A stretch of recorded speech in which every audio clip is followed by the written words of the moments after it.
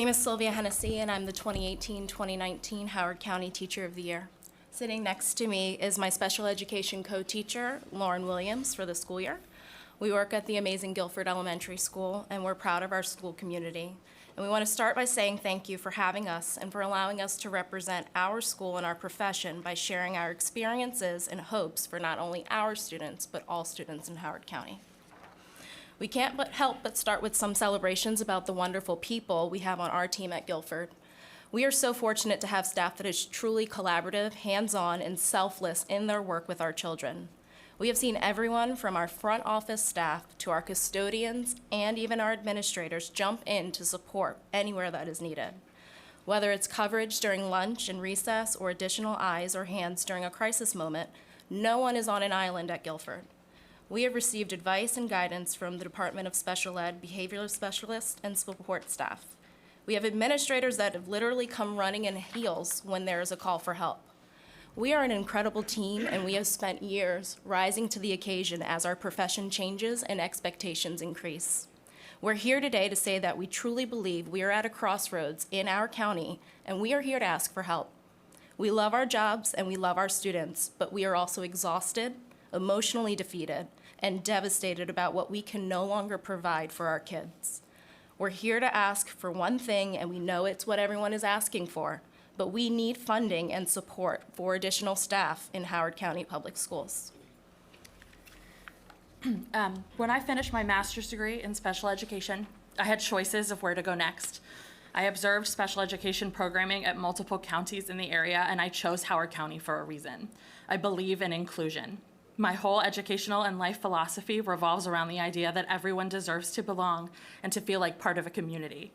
I came here because even in the most restrictive programs, I saw students eating lunch with peers, being exposed to general education curriculum, and feeling like a larger part of a comprehensive school environment.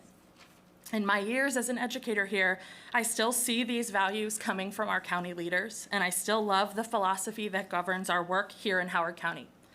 However, I also now see our most vulnerable students feeling more isolated and less capable as a result of lack of the supports that they need. As we continue to push for including more and more learners with diverse abilities and intensive needs, we are not considering the supports and funding required to help them be successful. As a result, they are unable to meet their individualized goals. Teachers are unable to meet legally required service hours while maintaining safety throughout their building. And I believe all students are suffering. On my current caseload, I have 17 students in 2 grade levels. I have 5 students with significantly interfering, non-compliant, and aggressive behaviors who require regular crisis intervention supports. In total, I'm responsible for 136 service hours a week with 1 paraprofessional on my team. With 112 and a half instructional hours available in an actual week, it literally takes every hour, minute, and second that we have just to meet the legal requirements within our school building. This doesn't take into account any time for required crisis intervention, close adult supervision, personal professional development, time for mental health, or any reason that we may be down staff on a given day. The reality is that I spend most of my time, every day, implementing restraints and seclusions or other crisis intervention strategies that do not pertain to academic instruction. I have been hit, kicked, scratched, and spit on. I have had a concussion and an injury to my jawbone. I have been called names that you would be shocked an elementary school age student would even know, and I've had my life threatened on multiple occasions.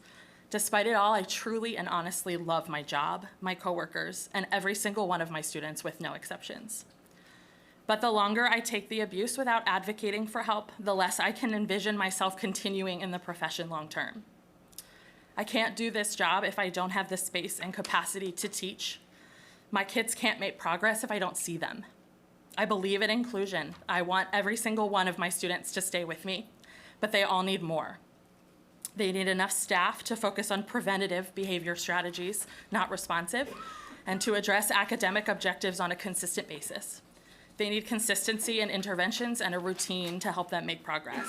If we're going to tell them that they belong in Howard County, we must put the resources into helping them be successful also. Inclusive education is more than just being physically present in a school building. I want to add to this conversation some information about what this looks like in the general education setting. 4 students on Lauren's caseload including 2 with significant behavioral objectives, are in my classroom of 23 kindergarten students. In addition, I have 4 students with significant interfering behaviors and self-management needs that have not yet been identified for services. Also, I have 2 students who are significantly behind in all academic areas and are in process for receiving additional academic supports. Finally, I have another 2 students who receive ESOL services and 1 in our academic life skills program working on a modified curriculum.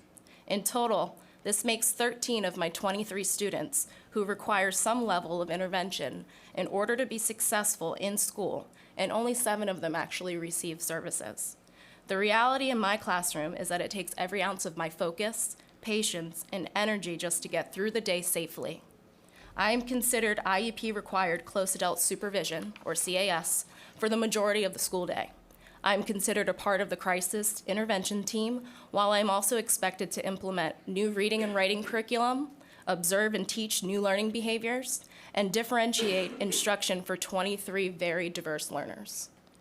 I have also been physically and verbally abused, had my personal property damaged, and literally broken up physical altercations in my classroom.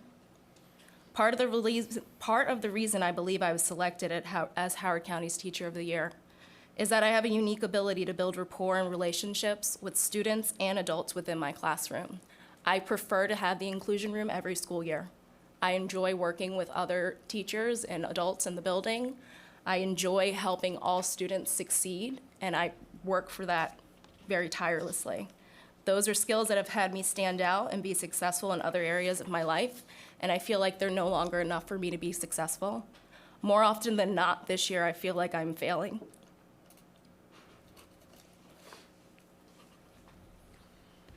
And that my environment is not conducive to learning or safe for all students or even safe for me.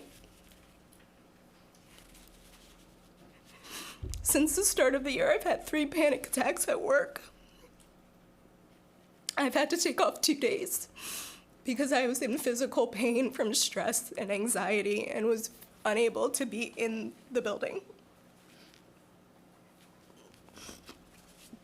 I'm also a parent of a child in Howard County Public Schools, and she attends my school. And I brought her there because I love the community of the school.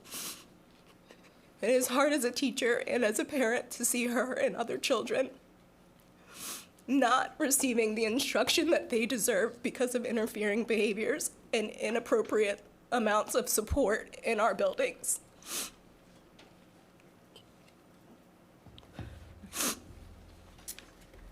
We wanted to bring your attention a little bit to the term close adult supervision that we've heard a couple times this afternoon. This is something that we see on IEPs more and more frequently. When indicated, it usually specifies the purpose for the close adult supervision and what it should look like throughout the school day. On my caseload, I have 7 students who require close adult supervision all day to assist in transitions, interactions with other students, but mostly just general safety. This time can be legally covered by a special education teacher, a special education support staff member, but also by a general education teacher. And this is largely where the problem lies in getting the supports that we need. When the budgeting is done, the severity of the needs for these students with CAS is not being considered. In addition, students are added to the school building after budgeting is done are not being considered. I have 2 students in my building that have 21 plus hours of close adult supervision that were added since staffing was done last year, and we've received no additional staff for them. Many students with CAS require one-on-one or even 2-on-1 adult support at all times in order for themselves and others to remain safe in the environment. One adult in our building is frequently expected to be covering CAS for up to 5 or more students at a time. For many of our most vulnerable students, this isn't physically possible for us. School staff at Guilford Elementary and elsewhere in the county are becoming more and more frustrated with the lack of supports, teachers not being able to meet service hours in lieu of safety, and students not making sufficient progress. Do you want to finish? I'm good. So we're asking for your help. We want you to please help our school and our county send a message that teachers matter and that students matter by putting funding in place to provide for additional adults in school buildings now. This is nothing we can wait on. It's past due. We want you to tell our most diverse learners that their needs, although significant, are important and valued here in Howard County in a real way, and that we want them to be successful. The decisions made in the coming days regarding staffing ratios will determine the future of Howard County Public Schools.